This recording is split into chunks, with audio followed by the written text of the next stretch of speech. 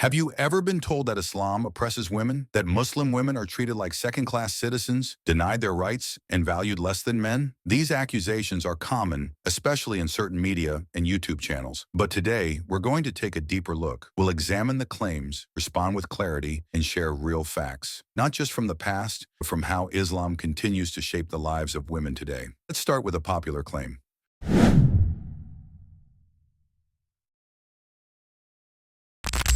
This comes from Surah Al-Baqarah, verse 282. But here's what critics often ignore. The verse specifically refers to complex financial transactions in a society where business was a male-dominated field. At that time, it wasn't common for women to be involved in commercial contracts, so the Quran recommended an extra witness, not because women were less intelligent, but to ensure accuracy. In many other areas, such as criminal justice, education, or religious narration, a woman's testimony is accepted on equal footing. Some of the most authentic hadiths, the foundations of Islamic law, were narrated by Aisha, the Prophet's wife, one of Islam's most brilliant scholars. And how does this compare to other traditions? In Orthodox Judaism, a woman's testimony is not accepted at all in religious courts. Halakha, Jewish religious law, deems only men eligible as witnesses. Even in Old Testament law, only men were permitted to serve as legal witnesses in cases such as criminal trials or capital punishment. In early Christianity, women were also excluded from official testimony, including witnessing the resurrection of Jesus. Despite women being the first to see him, their accounts were downplayed by early male disciples.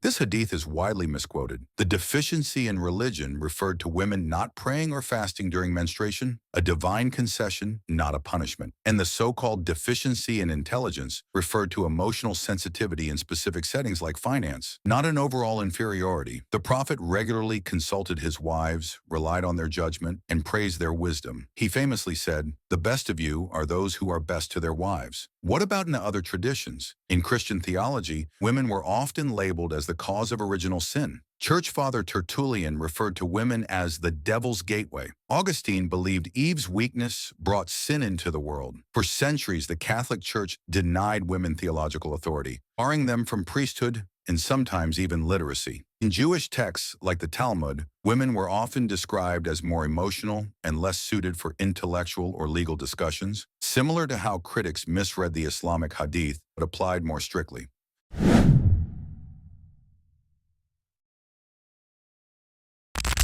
Yes, this hadith exists, but again, context matters. This was a warning against specific sins like ingratitude or slander, not a general condemnation of women. In contrast, the Quran clearly states, "Whoever does good, male or female, and is a believer, will enter paradise." Compare this with Christian doctrine. Many Christian theologians, including Thomas Aquinas, believed women were spiritually weaker and more prone to temptation. Medieval European art often depicted hell as full of women, particularly those labeled as witches or seductresses. In fact, during the Inquisition and witch trials, the majority of those tortured and executed were women, seen as inherently closer to evil.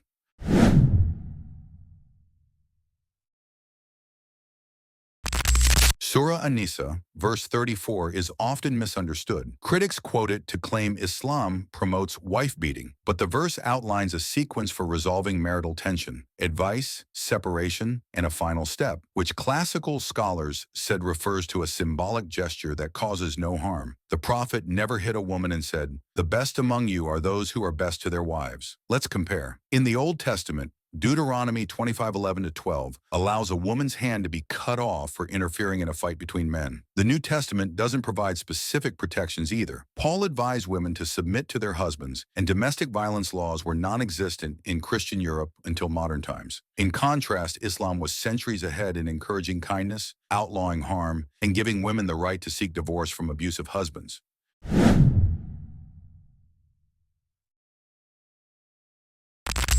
Yes, classical sources say Aisha was young, but in 7th century Arabia, that was culturally normal. Girls were considered adults at puberty, and marriages were arranged for both boys and girls. Aisha grew to become a powerful woman, leading battles, teaching thousands, and shaping Islamic law. Now let's look at other religious figures. In the Bible, King David married many women and concubines. One was Abishag, a young girl chosen to keep him warm in old age. Early Christian Europe frequently married girls off at age 12 or younger, especially among royal royalty. So if judged by modern standards, historical leaders across all faiths would face criticism.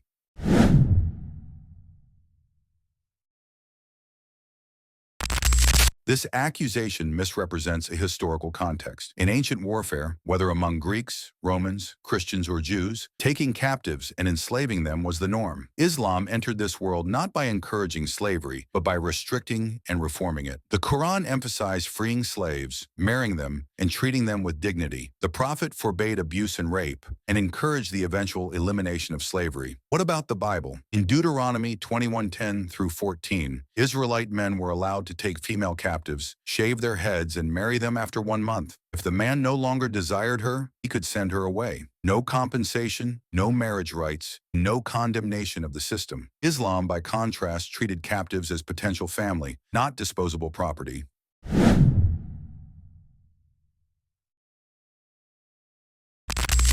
Temporary marriage, or mut'a, was a wartime exception in early Islam, later prohibited by the Prophet. Mainstream Sunni Islam rejects it. Islamic marriage requires consent, a public contract, and long-term responsibility. It's a sacred commitment, not a transaction. Let's compare this to the West. Modern Christian-majority societies often permit casual sex, cohabitation without marriage, and transactional relationships in all but name. Billions are spent on pornography, dating apps, and sex industries. Women's bodies are bought, sold, and exploited legally. Islamic law, on the other hand, prohibits this, emphasizing chastity, dignity, and honor.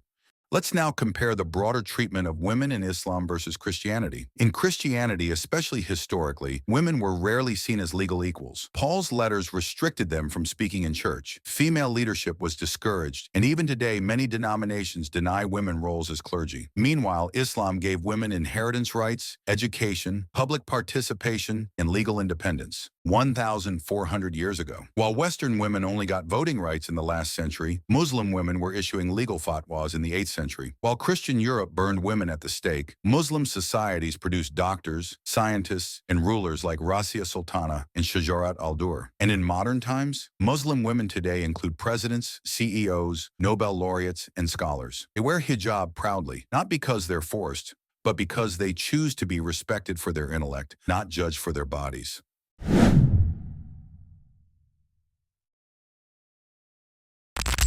Islam does not oppress women. It protects them, honors them, and uplifts them. It gave them rights long before Western feminism existed. It dignified them as individuals, not as objects. And unlike modern secular culture, which often disguises objectification as freedom, Islam places value on modesty, family, and moral clarity. So before you judge Islam by its critics, ask yourself, which system has done more to honor women? Not just in theory, but in practice. The answer may surprise you.